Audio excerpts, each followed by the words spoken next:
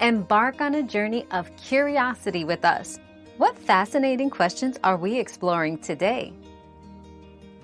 Common causes of nighttime coughing in adults include postnasal drip, asthma, gastroesophageal reflux disease, GERD, and infections like the common cold or bronchitis. Reducing allergens, using a humidifier, and elevating the head while sleeping can help mitigate symptoms. Our quest for knowledge never ends. Thanks for being part of today's discovery. Subscribe, like, and share to join us on the next one.